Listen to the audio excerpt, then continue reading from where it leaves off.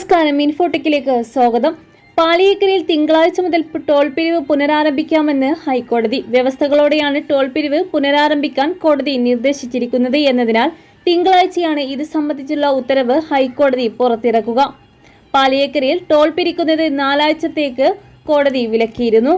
പാളിയേക്കരയിൽ എല്ലാ വർഷവും September 1-നാണ് toll നിരക്ക് പരിഷ്കരിക്കുന്നത്. പുതിയ അടിപ്പാതകളുടെ നിർമ്മാണം തുടങ്ങിയപ്പോൾ വാഹനങ്ങൾക്ക് കടന്നുപോകാൻ ബദൽ സംവിധാനം ഒരുക്കിയിരുന്നില്ല. ഇതോടെ സർവീസ് റോഡുകൾ തകരുകയും മണിക്കൂറുകളോളം ഗതാഗതക്കുരുക്കുണ്ടാക്കുകയുമായിരുന്നു. തൃശൂർ ജില്ലാ കളക്ടർ അധ്യക്ഷനായ മോണിറ്ററിംഗ് കമ്മിറ്റിയുടെ റിപ്പോർട്ടാണ് ടോൾ പിരിവിനെ വീണ്ടും വഴിതെളിയിച്ചത്. നിർമ്മാണ പ്രവർത്തനങ്ങൾ കാര്യക്ഷമമായി മുന്നോട്ടു പോകുന്നുവെന്നാണ് റിപ്പോർട്ട്. ദേശീയപാത നിർമ്മാണ പ്രവർത്തനങ്ങൾ അവസാന ഘട്ടത്തിലാണെന്ന് ദേശീയപാത അതോറിറ്റിയും കോടതിയെ അറിയിച്ചു. കോടതി ഉത്തരവിന് ശേഷം പുതുക്കിയ നിരക്കിന്റെ അടിസ്ഥാനത്തിലാകും ടോൾ പിരിക്കുക. ഈ വിവരങ്ങൾ ഹാജരാക്കാനും കോടതി നിർദ്ദേശിച്ചിട്ടുണ്ട്.